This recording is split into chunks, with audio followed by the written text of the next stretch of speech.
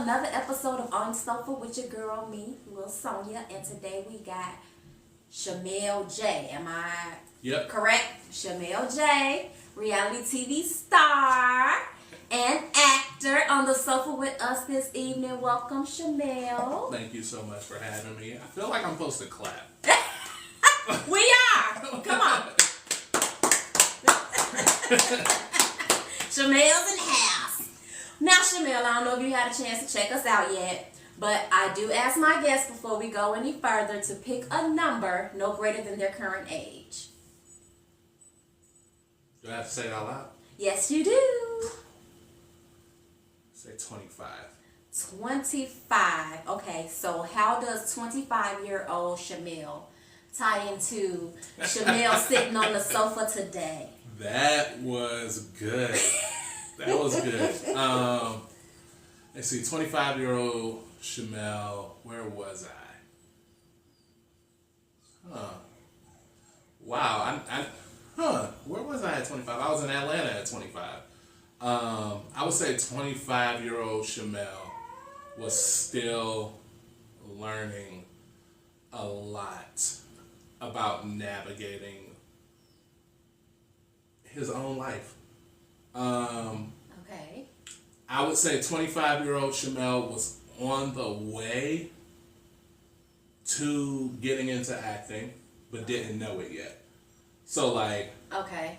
There were a few background appearances on Love and Hip Hop Atlanta, being Stevie J, the Rap Game, things like that. Okay. But those were all just fun things because I love entertainment, you know? I didn't know that. That was your soul speaking to you. Right. So what's funny is, and we could probably get into this later on, but what's funny is acting was always a part of the plan, before I was 13. Okay. But I forgot. But it's funny how things lined up in my life to put it back here. So I would say 25-year-old Shamel put me through the trials, tribulations, and social settings that helped shape who I am today. On a personal level. Still got a lot to learn. I think we all do. We all do, yeah. But it was definitely I got carried out the club on my 25th birthday. Oh, can we talk about that? So, because I did too. Look, the way I start this joke off is I'm heavier than I look, and I look pretty heavy to begin with. So, there's this video. So, we was at this club in Atlanta. It was called Mansion Line. I don't think it's open anymore. And everything was good till it wasn't. We had a section. That was my first time getting a section. Sections in Atlanta was $500 at the time. So cheap. You get 2 bottles for $500 and not bad. Right? Try that in Vegas. Right?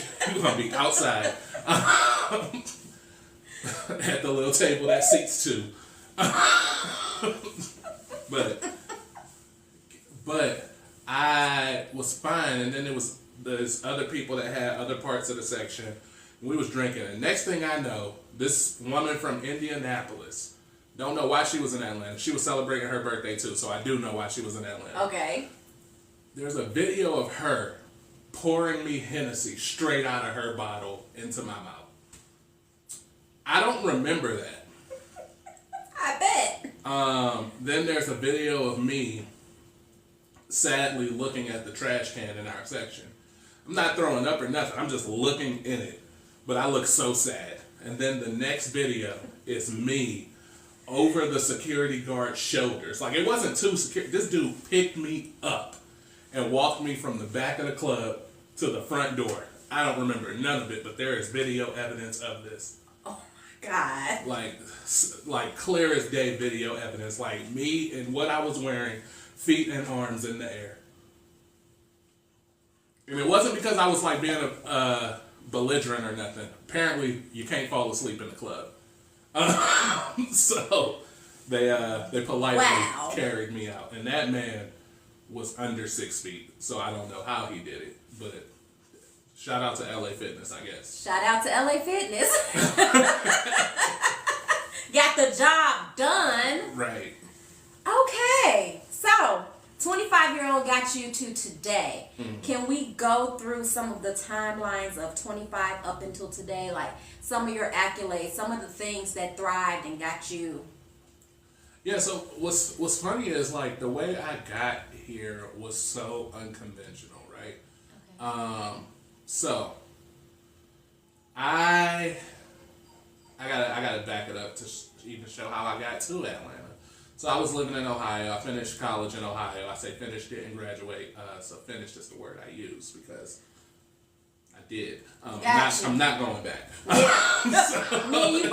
Me and you both. So I was finished. Did it done. I was finished with college in 2013. In 2015, I decided, hey, I want to pursue a rap career, right? Okay. I was pretty good at rap, which that's one thing. I finally got to that confidence level that no one could like question my skill because I was confident in that skill. So I was like, let's move to Atlanta, right? And what wound up happening was I was first introduced to my short attention span when I moved to Atlanta. Because obviously the first thing when you move somewhere, if you got your head on what they say straight, is you gotta get a job, right? Yeah. And you gotta provide for your family or who you with at the time. That was another story. You gotta hit the ground running. So the issue with me, I didn't realize I had a short attention span. When I got that job became my priority, not why I moved to Atlanta. So like, if anybody said that I had a failed rap career in Atlanta, I don't believe that because I didn't try. Like, I can honestly say to myself I didn't try. So what wound up happening was 25 rolls around. I think that's my second year in Atlanta, right? I'm 25 years old. That's when I started getting invited to be on like reality TV shows as background, things of that nature. I was like, oh, this is cool. Maybe I should get into hosting events. Mind you, still short attention span, because why did I move to Atlanta? Rapping. And I still live here. Like, yeah. So shortly after that, I started working at Amazon corporate in the Atlanta corporate office, which we know how my short attention span works. Guess who's going to be the best Amazon employee there was? The person who was supposed to be a rapper. So now I'm up here working with the software engineers on rapping packages. Okay. You want to rap all right. Right. So clearly now I'm making tech money, right? As my primary source of income. I'm still supposed to be rapping. My last recorded song was 2018. It was like, I want to say March 2018. And then I just focused solely on Amazon. Wound up getting a position in Seattle. Moved to Seattle with 2 weeks heads up. Wow. Guess who's not rapping? By this time, I started a YouTube channel. Okay. And I was doing reaction videos to people that were pursuing their dreams as rappers. So, I'm doing these reaction videos. Mind you, I'm not realizing that this is still like, oh shit, you're feeding your entertainment gene. Because like, first you went from being good at rap to being background on all these shows that come on VH1 and MTV, and like, not background like you gotta go find me, like background like close-up featured, like people was telling me I was on the episode and I forgot that I even shot it because they come out so far after when they got shot. So now I have this YouTube channel, growing followers, subscribers consistently, and then a few people in the black employee org at Amazon. We became friends. They got wind of my YouTube channel. They started asking me to host events. So I started hosting events. Don't even realize I'm still feeding this entertainment gene, right? Still keeping my charisma up, still keeping my personality going, things like that. And then one day I hosted this event for this theater troupe, and they all like did different plays and stuff. And that was my first time like ever being around people whose true desire was acting, right? Like typically you're around like one, like I want to be an actor or an actress, and you do what a lot of people are guilty of doing, which is until I see you succeed, I think you're failing. Yeah. Like, why are you doing this? Like, this is a pipe dream, you know? Because outside of it, you don't understand the grind, right? You don't understand that, like, hey, they don't cast in person anymore. Like, you can't just show up to a line and hope to be in a movie. Yes. You have no idea that there's a union. Like, you have no idea that certain projects already cast their people years ago. Like, stuff like that. And they're needing extras. Or you even have no idea that a movie could get shot this year and come out in 2026. Mm-hmm. So the same with music. Mm-hmm. Same with music. I think the industry has kind of turned on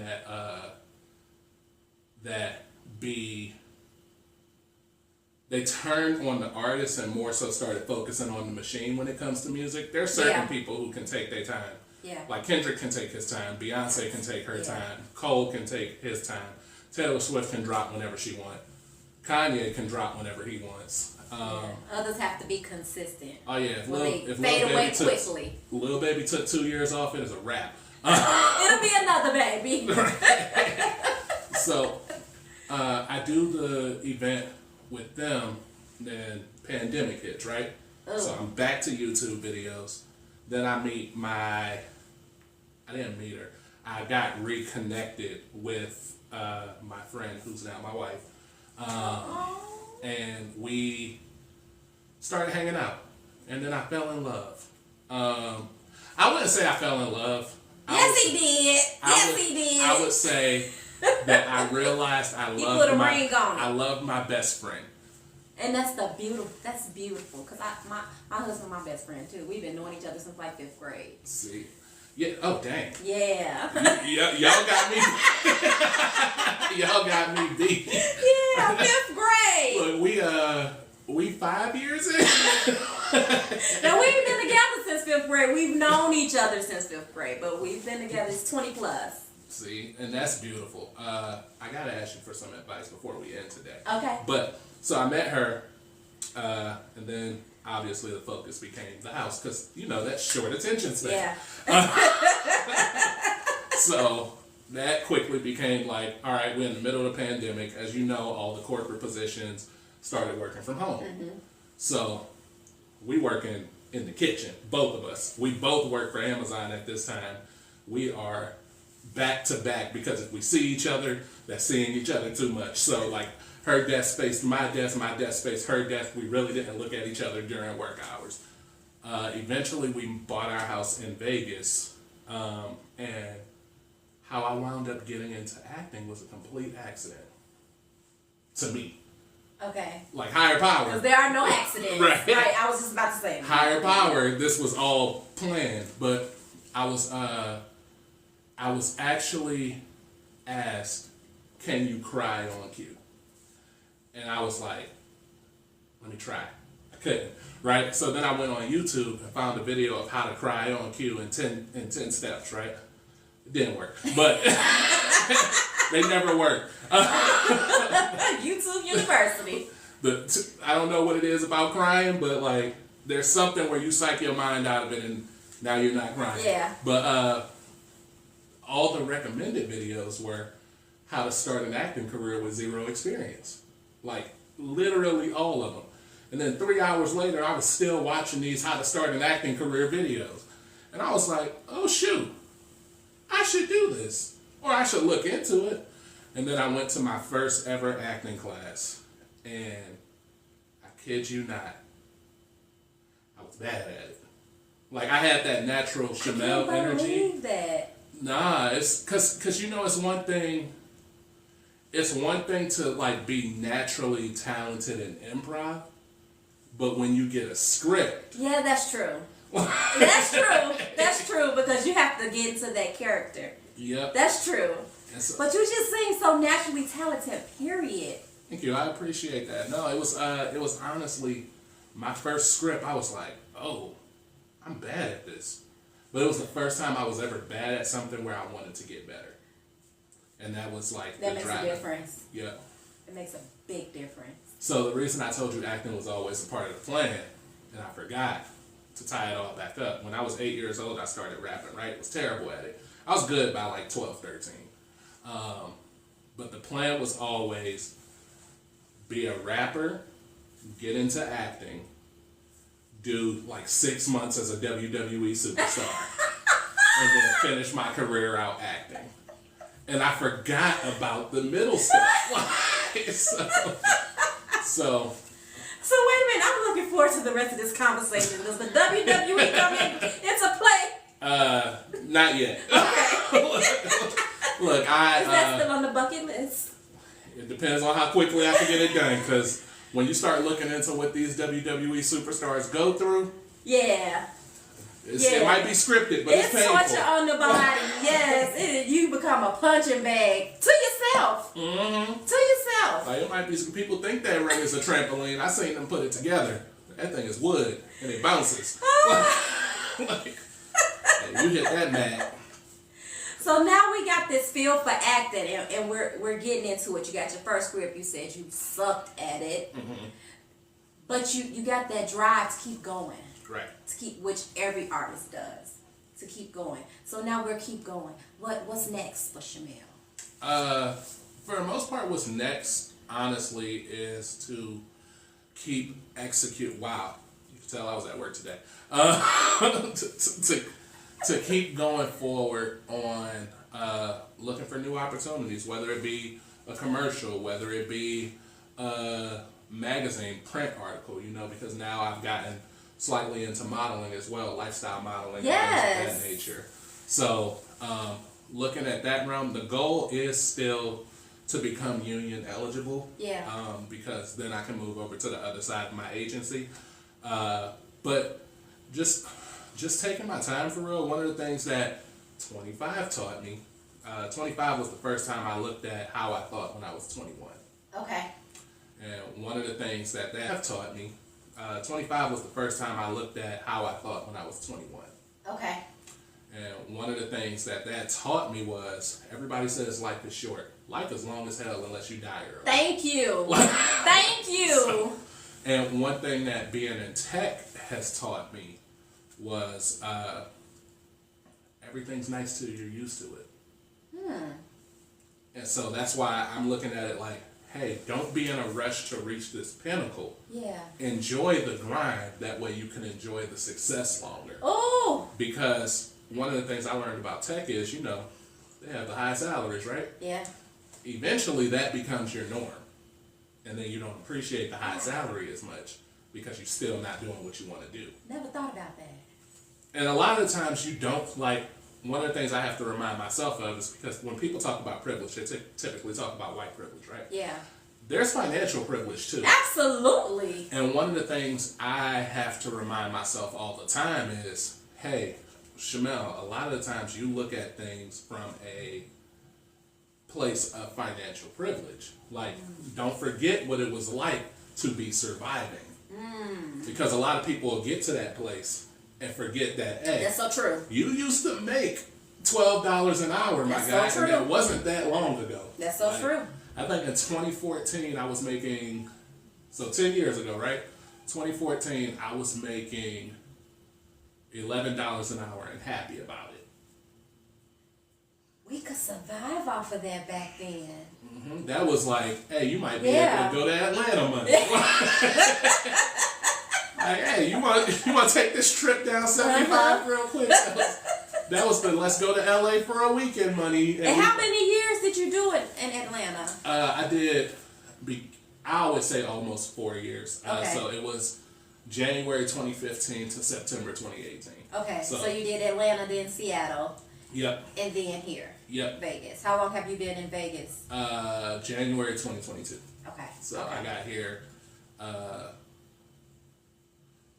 right before y'all's weak summer and y'all's harsh winter. Because you remember last year we had a real summer. Last year it hit 100 degrees in July and did not stop. Yes. But the year before, you remember, it hit 100 once. It was like high 90s all summer. And then we had snow that winter. A lot. So it wasn't bad. Well, I'm from Chicago, so that was nothing. I mean, no, you can't do that because I lived in Dayton, Ohio for 7 years. Oh, well, then you talking about the bad winter. It's relative. We were on the roads and people were pulling over and it was just sprinkling. Hey, look, I'm going to tell you like this. I moved to Atlanta the year after snowpocalypse is what they call it.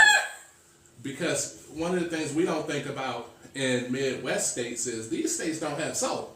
That's true. So if it goes south, it's going to keep going south. That's true. And the roads are built differently. Mm-hmm. The roads are oil-based, I believe, because of the sun. Well, if you look at how the streets in Vegas are when it rains, you can tell there's no drain system that can handle a flash flood. It's not a real live sewer system like we got in the Midwest. Like you got a real sewer like the Ninja Turtles coming out and all that. Yeah, it's nothing like that in Vegas. Nothing at all. Okay, so you got some projects coming up. Yeah, so I am in a movie that will be on BET Plus. Yes. No Vacancy at Christmas. That will be out at the end of this year. Okay. There are 3 Cash App commercials that haven't come out yet that I'm a part of. One of them did come out before the Super Bowl. Oh, that was nice. Yeah, it was. It was funny because you got people like, oh, I see you. So what I'm working on, I'm auditioning for a few roles right now before we get into film season. Right now we're still in pilot season. We're coming up on the end of it, like on the end of auditioning for pilot season, but looking to get into a few roles in LA or Atlanta. So fingers crossed on those. And other than that, another thing I'm doing is just helping people out on their craft. Like, people that are newer to film and television than me, just like supporting them in any way that I can. I love it. And that's important. It's really important. People try to gatekeep information and, And I don't understand why. Like, I can't be you and you can't be me. Right. Like, why are you gatekeeping this information? Why don't you want to help me? And it's crazy like that out here. It really is, and it's so unfortunate. But thanks to people like you, yeah. So I've ran into a few good people in this industry here in Vegas that are very, very helpful. Want to collab, want to work, want to help you out, And it's like, just ask. Yeah. Just ask, and I'm not used to that. I'm used to being the person that's being asked. So it's a little different now, just ask. So when I said, you want to come on? And you was like, I'm there. Let's do this. Yeah, I mean, that's one of my biggest things. I realize a lot of people aren't used to the just ask, though. Like, because we live in a culture where people say things because it's the right thing to say, not because they mean it. We live in a culture where people say things because it's the right thing to say, not because they mean it. She'll be like, hey, why don't you ever plan anything like da-da-da-da? And I'm like, I don't plan anything. She's like, what do you mean? I said, you ever realize I leave the house when I'm invited? You ever plan anything like da-da-da-da? And I'm like, I don't plan anything. She's like, what do you mean? I said, you ever realize I leave the house when I'm invited? That's normal, wifey, sorry. I deal with the same thing. Like, when are you going to make a plan? Why do I always have to make the suggestions on what we need to do for our anniversary? Or, I'm always the one. Now, you see, when it comes to, like, anniversaries, Valentine's Day, things like that, what's crazy is I love to surprise, right? Oh, that's nice. So, but she hates being surprised. So that's just something she got to get over because I'm not going to stop. I will sabotage every plan you make on those days. To have your way. Yep. I love it. That's the beauty of marriage. Yeah, so we coming up on, I think we just hit 6 months officially married. Dang, newlyweds for real. Yeah, it's that's been one of the biggest learning curves have been thus far. What's that? And I say thus far because I know there's going to be many. Oh yeah, just 6 months in. Right. Yeah. One of the biggest learning curves is you don't realize how much you put off leading up to your wedding that still has to be addressed once the wedding's over. And that was the funny part for us to learn because it was like, why are we bumping heads so much, Yeah. But it's like, oh no, it's not that these are new issues. These are the issues that y'all said y'all didn't have time for because you was planning this wedding. So they still here. They're there. Yeah. And guess what? After you get past the wedding, you in free fall until y'all set your next goal. So that was interesting. I wanted to throw that out there for anybody that's about to get married. Handle your stuff. Or it's still gonna be there. Because it's like after you say I do, you expect a whole new life. It's like a reset. It is. You expect a reset, and it's not really a reset. It's like you just said I do, but shit's still the same. It's like putting all your stuff. Some people can relate to this. It's like putting everything off to buy a house, and then you buy the house, and now you got like 4 sets of bills that's like 30 days late. Where these come from? Oh, they was here? Forgot about those. I did skip my car notes to put this down payment down. Those are the ones that were under the mattress. Right. Old school. Those are the ones that were under the mattress. So you got projects coming up. You're going. Any plans for little feet? We have. You're talking about vacation, right? If that's what initiates the little feet. So. It won't be a vacation after that. Nah, so that's something that she brings up often. Okay. And the not hard part. I think I do want more kids. But I think like a man, right? I'm about the mansplain. You must have been reading my mind, and I was like, okay, he over here thinking like a man. I'm about to mansplain for y'all, I bring this up because everybody always be like, oh, they're trying to mansplain. And it's like, no, it's just I'm telling you my thoughts, and I'm a man. But no, I just think with a major career transition, I just want everything to like be good. Not everything will never be good, right? But I would like to lessen the opportunity for variability before, because we already got a 10-year-old. Okay. And I know babies cost more than 10-year-olds. Oh, now they do. So I'm looking at it like, hey, I'm working full time at my day job. I'm pursuing acting, so that's another 2 to 4 hours a day outside of my day job. Do you really want the 12, 14 hour a day man to also be dealing with a baby at the same time? Maybe we just need to get a routine together. But I feel like routines are good in theory. That's true. And then the baby gets here. Look, that's so true. And you see, this is my thing, because I don't want anybody to think that I don't want a baby, right? The crazy part is, I even said, can we adopt a toddler? Like, will that suffice? So you just don't want to start at the beginning. I don't want to start at the beginning. Look, can we get a 3-year-old?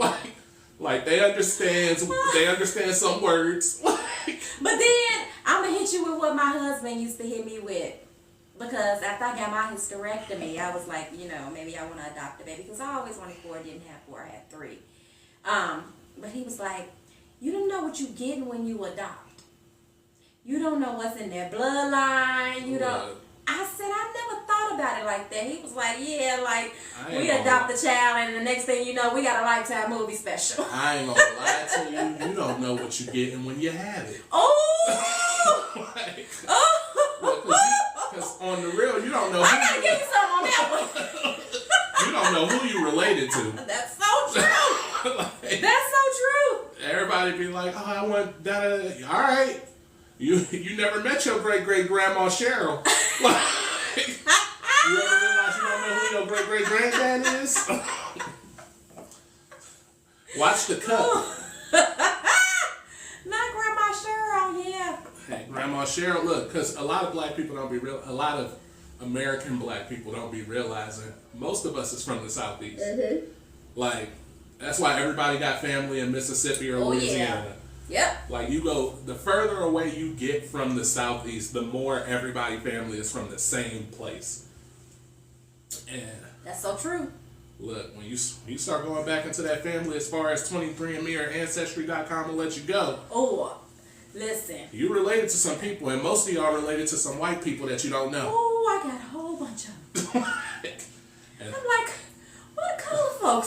Look, there's some of them people in your Alabama bloodline that done a few things. Listen, I had a white woman contact me from Ancestry, and she was like, I'm amazed at the percentage that you are in bloodline to me than some of my cousins I've been knowing for years, and I don't know you and you black. I mean, it was really close, and I'm thinking like, okay, maybe your daddy the one that raped my grandmama, but that's a different conversation. She was like, I just want to let you know, and this wasn't my intention at all, but I'm glad she gave me a head up. She was like, don't reach out to, some of the people you think may be family that's white, because, they're still with they still wearing the mask. Oh yeah. They still with the. Hey, look, one thing you gotta love about white people from the South is they honest. Yeah, she was blatantly honest. I said, baby, I didn't even reach out to you. you spoke to me. I'm not reaching out to. I'm looking for a whole nother set of folks that's a different color. Man, look, cause I already know my great grandma was white. I never met her. Okay. But I met my biracial cousin. We got into a fight. Ah! I lost. Oh! And then my mom was like, why you fight her? I was in kindergarten. Okay, so the why you fight her was different. I was in kindergarten, okay? I was going to say, we're going to have to get you back on the sofa for another episode. Look, I got my ass beat too. I'm sorry for cursing. Look, I got beat so bad. Growing up until about 3rd or 4th grade, girls could fight. Oh, yeah. And then it's like you hit that puberty stretch, and it's like, all right. And then we learn our lessons. Shout out to my little brother, because he got me. He got me. He said, nah, it ain't going to keep going. But, nah, it was, that was when I found out that I had cousins that I never met. Okay. Because my mom knew who she was. And then we found out we was cousins, and it was real weird, because it was like the I know we related love. Hey, like you still beat my ass, but so you holding on to that, huh? Man, Some healing needs to happen. Nope. You hold on to it so you never lose again. That's your inspiration, huh? Nah, my inspiration is I got too much to lose to be out here engaged in fisticuffs. Okay. Look, people be out here squaring up, and it's like, for bro, no reason. It's like, bro, I will call the police on you. Quickly, 911. What? Can you send a unit? You could call me everything in the book. You just said, y'all heard what industry I work in? I'm not losing that for fisticuffs. Yeah. Yeah. I am an actor and I work in tech. Like, that is 2 things that you cannot go to jail behind. 2 major things, yes. But, unfortunately, a bulk of human beings have nothing to lose. I think they have something to lose, but their pride kind of takes them out. They don't feel it till they lose it? Yeah, because I mean, situation? Like, every time you meet somebody that's either in jail or just got out, right? There's always that regret. Yeah. Like, you especially had something. While they in there. A lot of them have kids that they didn't think about the fact that they ain't gonna see their kids, because a lot of the times you don't go to jail where you got arrested. I'm a penitentiary kid. My dad was in the penitentiary most of my childhood, so I know the feeling. Mm-hmm. And my dad was in federal prison from ages 4 to 8. And that's a rough stage. You don't realize it either when you the kid, like. But you feel it. You feel it. You feel those feelings. That's why I said I can relate. That's a rough stage, that age without your dad. Yeah. Yeah, not for sure. I don't know where my life would be. I think everything happens the way it's supposed to, because, like, the person my dad is today versus the person he was when he got locked up, night and day. Yeah. So maybe it was best that I missed him those 4 years, because, whoo. But But you had to give the divine a chance to mold him for you. That's right. We're gonna sum it up nicely. Right, but nah, I think a lot of people, when it comes to the nothing to lose, I think a lot of us are dealing with. Ooh, he's dealing with trauma. Yeah. A lot of us. He needs some healing, y'all. Sorry. A lot of us are dealing with trauma that we've normalized. Like, ooh, you better speak on it. Like, one of the things I realized is, like, and it took me moving to Seattle to start realizing it. Like, when we say, like, oh, they soft because the way we grew up, and it's like, actually, the way you grew up is abnormal. Mm-hmm. That's not how you should have grown up. Like, you normalize hearing gunshots. Why is like, and we take that as like a badge of honor in our community, but it's like, that's true. That's not normal. Like, when I was growing up in New Orleans, I didn't say that, y'all. I'm from New Orleans. When I was growing up in New Orleans. All right, shout out to Nola. My family in Slidell. Okay, so, all right. See, I love when people say real cities. But like, I remember it was, I was going to high school. It was the summer between 8th and 9th grade. And they started shooting while a bunch of kids was walking back from a team party. And we ran for like a block. And then just started walking again. And I'm just like, looking at it now at my age, as a 13-year-old, that shouldn't have been normal. Yeah. Like, we was outside. Like, nobody went inside. Like, we just waited, like, ran until we didn't hear it. Until you didn't hear it. Like, that's why I moved my children from Chicago to Las Vegas, because that was the norm for them. Death at an early age was the norm for them, you know. I hope I get to make it to C25. Who says that? Mm-hmm. Well, like, and I tell people all the time, like, Katrina was probably the best thing that happened to me. I won't speak for my family, but to me, yeah, because, like, I was never a hood dude, right? But I lived in the hood. Yeah. So I wanted to be accepted. And that's almost the worst thing that can happen in the hood. It's like, if you're not hood and you want to be accepted, yep, you're going to start doing stuff that's not in your character. And I'm just thankful that, like, through such a traumatic event like Katrina, so much blessing came from it on the other side. Yeah. You know? Yeah. So. Beautiful. You have a beautiful story. Thank you. You do. I talk a lot. No, I love it. That's why we're here. Shoot. That's what we're here for. I love it. Story is amazing. So, Shamel, tell our listeners and our audience, where can they find you? Where can they find some of your work? Where can they look you up? Where can they see some of your commercials? Get into some of your movies? Yeah, no, so you could definitely find me on Instagram. I think that's all. I'm on Instagram and TikTok. Y'all gonna have to wait on TikTok because I don't know my username. But on Instagram, it's Shamel, Shamel, the number 4 and the word real, like real life. So Shamel 4 real. And the link to my IMDb is in my Instagram bio. So if you want to see what projects I'm on or what projects are coming up that I'm on, you can see all that on my IMDb. I think my TikTok is in my bio. I don't even know my TikTok name. I would pull out my phone, but... Well, that's okay. By the time this airs on YouTube and Spotify, it'll be edited, so we'll have your TikTok name by then.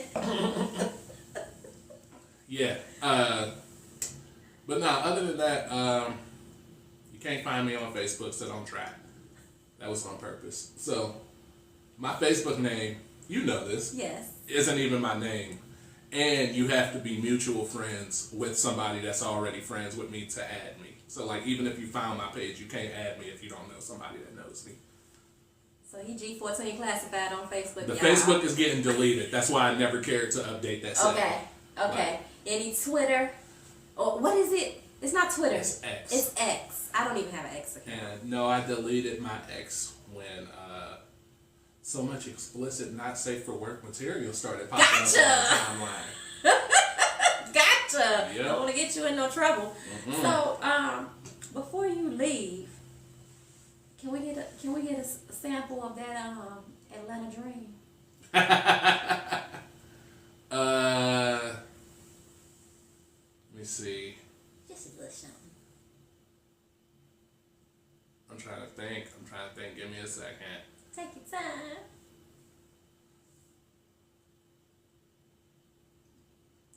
I'm on some ski mask kill shit. Military mind, can't play around, gotta eat this meal quick. Under the weather, ain't no question, nigga, I'm real sick. The flame must have touched just like a candle I feel with. Whoa. Whoa, whoa, whoa, stop it, please. I am coming straight up for my goal. That's a Socrates. Ask me if I got it, I say, bro, I cannot believe. Ask me if I'm faking, I say, yo, I cannot appease. I been had game, bitch, you just catching on. Man, I been had fame, had you singing my song. I'm unapologetic, I cannot say I regret it. Just say the animal touchdown, I open the gate, I let it. I got a big ass ego, kinda arrogant Negro. I dropped out of college, still looked at as a hero. I'm a New Orleans nigga, so I stay on that fuck shit. It's headshot time, motherfuckers better duck quick. I'ma get it, I cannot quit it. I'm optimistic, but I go ballistic. Every beat you know I fucking kill it. I mean, can you just explain? I mean, I do my fucking thing. I mean, I am so fucking clean. I got a shot for anybody speaking down on my name. I got a point for every topic. I'm going fucking insane. I'm a right state nigga. I don't do right state shit. You a right state nigga? No, you a right state bitch. If you knew me at right, chances are you don't know me now. I'm a real different guy. Chances are you can blow me now. Look a beautiful, really. And that girl so posh, both of them can really get it. I'm like, oh my gosh. But side note, I'm on 7.5 though. I'm hydro, making my mind go so spiral. Side note, so close to snapping and going psycho. You better say that 15 get insurance, called Geico. There you have it. All right. That is 7 years old. Oh my God. I mean, and you just went. I was trying. You seen I was looking in the sky. I was trying to find you went. All right. I love it. You need to get back in the studio. You need to get back in the studio and make that Atlanta dream a Vegas dream. Because it's about to pop for Vegas. So you already know that. Yeah. Yeah, Vegas is about to become a whole different animal. Oh, yeah. Buy your houses now. Yeah. I got 3 cameras to look and buy your houses now. Yeah, it's about to pop. Yeah, you better. Because when those studios open, it's over. So look, you got... This is what people don't realize about Vegas. Vegas already got a 3 million person population. A lot of people don't know that. This shit is a major city for real. Yeah. It's not just a tourist city no more. Yeah. 2, you got an NFL team. You got an NHL team that done won the Stanley Cup. You got a WNBA team that's won the championship 2 years in a row. Probably won't win it again this year. The Oakland A's are coming. Yeah. The NBA TV contract is up next year, and they're going to do the expansion team here. And a lot of other events are just coming to Vegas, like WrestleMania is on the docket eventually. Like Super Bowl was just here. It'll probably be back in 7 years. And then when you look at the studios opening up. And we just had the, what's the race? F1 is going to be annual. Yep. So, and then like you said, with the studios opening up, that's going to be major. It's going to be major. And a lot of those execs and celebrities are already purchasing a property here. Oh, yeah. You know the CEO of Monster live out here? Shut the front door. Shot a movie in his house. Wow. I realized it was his house when I saw all the plaques that said Monster Incorporated. Okay. And I was like, yo. And then I Googled it. The CEO of Monster live out here. Nice. Yeah, they out here. My 16-year-old go to school with Keanu Reeves' son. Word. See, my daughter was going to a private school in Southern Highlands. Okay. And I remember pulling up, and it was just like Lamborghini SUVs picking kids up, and I'm like, bruh, this was stuff you saw on Instagram. Like, these are regular ass people driving Lamborghini SUVs, like not rentals. These are theirs. Like, that was crazy. But it's nice that Vegas is so diverse and our children get to experience those things. Yeah. Even if we can't afford to have them.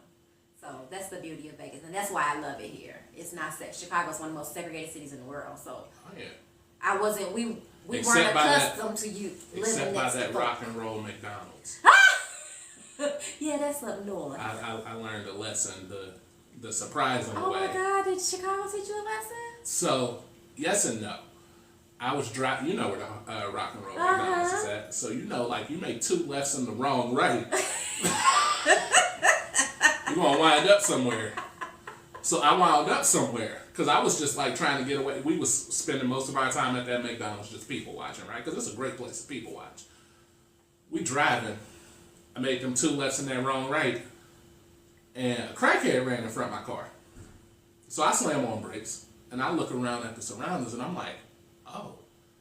So I hurry up and whip out of there. All my friends in the car are like, what's wrong? What's wrong? I'm like, yo, we just wound up in the hood. They're like, you from New Orleans? Like, what's the problem? I said, no, you don't get it. We weren't going.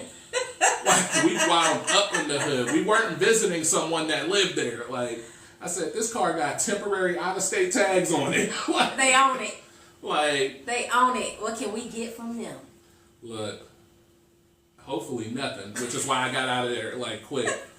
Like, I'm not one of them people. You know how some people will, like, go to LA and, like, go post up by the marathon thing and take pictures by, like, I'm like, bruh, I ain't never been on that side of the city. Anytime I go to LA, I am downtown or I'm at the beach or I'm in Studio City. Like, so that's it. What I look like going over to Slauson? Like, bruh, I'm not from here. I don't sound like I'm from here. I don't dress like I'm from here. Like, I'm coming over here to take a picture.